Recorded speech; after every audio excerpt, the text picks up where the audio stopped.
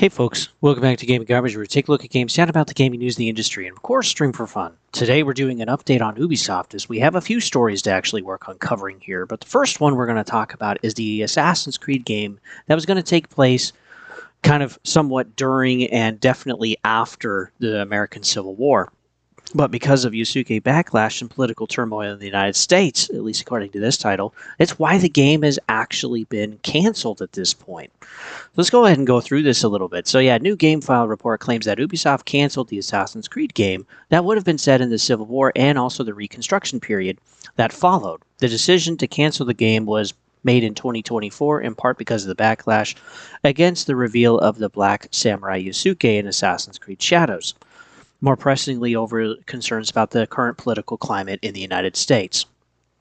And what this really tells me is that the biggest place for Ubisoft to make sales is actually the United States. So if they don't make it in the United States, the game isn't really successful. It also shows me, too, that very likely Assassin's Creed Shadows wasn't as successful as they were hoping. Because we don't hear any numbers anymore about anything. We just have a total number of players, which I think was like 3 million at the point. But people can also do Ubisoft Plus for a month for like $18 a month and see if they would actually want to, buy it at that point for $70. GameFile says in an interview, 5 current and former Ubisoft employees basically telling a story of well, that was their interview. But yeah, they say that the story focused on formerly an enslaved black man who, after moving west to start a new life, is recruited by the Assassin's Brotherhood. Following that, he would return to the U.S. South, coming into conflict with groups, including the emerging Ku Klux Klan, which emerged in 1865. Also, the game was in the concept phase and years away from release when the cancellation occurred, but work was underway. And so I think this kind of would have been cool to actually have a game with some controversy in it. Because again, if there is no game with controversy, it's pretty boring and generic, right? And Ubisoft already kind of has that issue already. Because I can't really see us getting another game like Immortals Phoenix Rising. I can't see us getting another Watch Dogs game. I don't know if we're ever going to go back to form for Rainbow Six. And then, yeah, we're canceling games like this with Assassin's Creed Shadows. And we're going to talk about the director, too, actually leaving. We'll talk about that in a little bit. But yeah, I do think this actually kind of would have been cool because, yeah, founded in 1965, the Klan extended into almost every southern state by 1970 and became a vehicle of white southern resistance to the Republican Party's Reconstruction era. So yeah, this could be a really interesting story to tell. There's multiple ways they could actually take this. And again, we've never really covered much of the Civil War in video games recently, and it'd be cool to kind of see like a big project for that. But again, if they're worried about controversy, I think there's there's a little bit more here. Yeah, too political in a country, too unstable to make it short. So that was ultimately one of the sources in response to this of why it was canceled. And yeah, it was a point driven home by the reaction to Yusuke as Assassin's Creed Shadows. And then Yves Guillemot said, as one of the founders of Ubisoft, said in September 2024 that it's, quote, our goal to not push any specific agenda. Well, why did you have a person that we don't know if it was really a samurai or not? Not likely, at least according to Japanese history. Why Yusuke to represent the samurai in the first place? Which really doesn't make a lot of sense, and I do kind of want to get into this a little bit, but yeah, we have a quote here from an interview, actually, where part of the interview was actually corrected, and it was revised because of something that was being looked at. And yeah, the actual quote here that's removed, this is the only place where I could actually find it, is that, from Jonathan, we were first looking for our samurai, someone who could be our non-Japanese eyes through. Why? Samurai or Japanese? It's not anywhere else. Like, they are Japanese men. They are the ones that are samurai. They are the ones that have the armor. But if they hadn't have gone with this route in the first place, I don't think anybody would have cared, because nobody complained about the shinobi. Again, like, some of the script writing was pretty bad. I reviewed the game myself and thought it was fairly maybe a little above mediocre, but like it really wasn't amazing. Really wasn't that great. And Assassin's Creed Shadows is becoming a point where the games just kind of feel the same. The stories feel the same. There's really nothing pushed or innovative or creative, and it's just kind of becoming a mess. And this was had so much contention in it that there was actually a petition to cancel Shadows, and it actually hit its goal of 50,000 signatures, which it didn't matter, right? I mean, it came out anyway. It made some sales, 3 million players. But I mean, it had a heck of a lot more than 50,000. I just don't think anybody reported on it anymore because the game still came out anyway. But 105,000 supporters actually signed it and were verified or whatever. So they claimed victory, but then again, the game really came out anyway. And this is actually through the Japanese side. This is actually all in Japanese. You have to translate the page. But yeah, this was, as far as I understand, a Japanese actual petition. And it doesn't make a ton of sense, really. And then, too, they say that they don't want it to be, our goal is to not to have any specific agenda. It's like, well, yeah, why go that whole route with Assassin's Creed Shadows? Because Assassin's Creed Shadows, as we've talked about before, it had to make money, okay? Because the last previous projects that they had, Avatar, Frontiers of Pandora, didn't really sell like they wanted to. Star Wars Outlaws didn't make any money whatsoever. And then Shadows, again, wasn't really that great either. So, again, Ubisoft has to make something that actually gets a good amount of sales through the door. And we estimated that the total cost of Shadows, at least here on the channel, was roughly probably around $200 million, which included marketing and like everything else in the budget and etc. But they also had a delay of multiple months. And then, it still just didn't make enough. And one of the things that I want to mention with these companies, regardless of you're small or big or whatever, whether you're in gaming or some other industry, is that they have to fight perception. And again, if it's perceived one way that is not going to get sales, then you don't want it to be perceived that way, right? And I think this is ultimately why they canceled the Civil War game, which again, I think could have been cool. I think it could have been a cool way to actually work through history that had never been done before. But if Ubisoft says that they're not that they're apolitical, but they've made a ton of other games like Assassin's Creed 5, which was pretty political on a religious standpoint. Let's go through a few. Assassin's Creed 3, going through the Revolutionary War. Okay, talking about what it was like too for the colonies and for the Indians as well, and that whole thing against Britain. That was actually a really good story to base off of, and it was actually a blast of a game. I loved it. Also, too, there's Far Cry 2. While the country is not necessarily named, it's a country in Africa during a civil war, and there's plenty of civil wars happening in Africa through history and also present day, but this was probably Kenya, with the diverse biomes that Kenya actually has as a nation. And they have civil wars all the time. And while this game was made, there was actually a civil insurgency going on. And so this makes perfect sense as a backdrop for a story. Also, the Ezio games. Okay, the whole thing with the Pope and the Vatican City and the Cardinals and stuff, and actually working through the franchise. Also, there was again Far Cry 5, and it's just like they have their games have been interesting, taking a look at different periods of time and actually kind of working through them. And while we don't all expect, right, for them to be amazing or interesting or whatever, like Assassin's Creed Origins, that was a pretty good one too. Also, Valhalla, getting an idea of kind of maybe what it was like to actually do raids and stuff off of the ocean, off of rivers, and looking through some of that history, which Valhalla made over $1 billion. It's crazy. Odyssey was another one. Okay, looking at, again, another time period and kind of living in that world. So, but it hasn't been completely, removed from things that can make a game interesting. Things that can be controversial. And I think, in a way, things should be. One, it opens up a discussion, okay?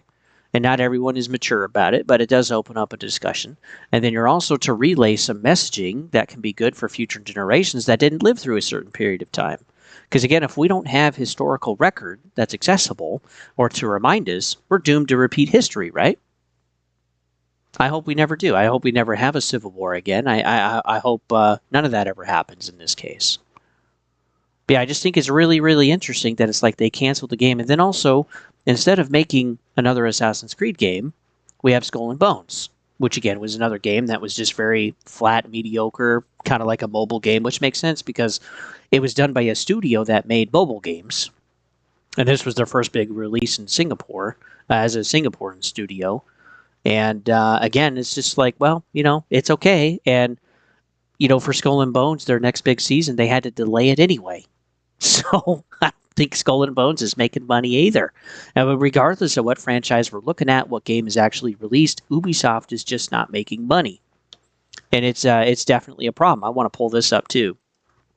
We take a look at their actual Ubisoft stock over the last 5 years. Just look at that. This was right after the high of Valhalla. This was the anticipation and the release of Valhalla. And yeah, super good, right? A lot of confidence there. It actually been going, and then ever since it's just been downward. And now, since we don't even have the jumps in here, people too, they've just gotten out. They're just little teeny jumps. They just don't really care that much anymore. And again, they've had some spikes before.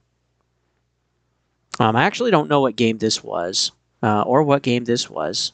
That would have been 2000. Well, this would have been right after Far Cry 2, actually. And I don't know if Far Cry 2 actually sold well. I loved it. The problem, though, is that it has a bug, a progression bug. So if you basically get killed on the second map, everything freezes and you can't continue. But again, we had the run-ups of different games. We had the creation of Rainbow Six Siege, their first mobile game, which was 2015, which is roughly, right here, made a lot of money, right? And then they've had some other releases in there as well, of course. We have Odyssey and we have Origins and Valhalla, but Valhalla was really the last one, and it's just been severely decreasing ever since. And they already made a deal with Tencent to basically create Vantage Studios to take the top 3 IPs and basically work on them, and then everything else is going to be left at Ubisoft. But I mean, there's still going to be royalties and all of that other kind of stuff. But yeah, let's go ahead and get into Vantage Studios, because this is another thing where we found out that the Cote, a massive guy building the Assassin's Creed franchise, well, he's gone. He's actually departed from Ubisoft. And yeah, this is really, really interesting because he wants to set the record straight that he wasn't actually wishing to leave.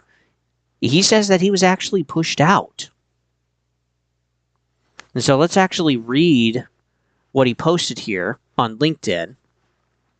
And yeah, he had a really nice message like a couple of days before this, saying that, he liked what he did, but he was starting to hear what was being said. And he's like, no, I just want to, make the record straight. So for many of you have expressed surprise that I would leave Assassin's Creed after so many years, which was like, 15 years. Crazy.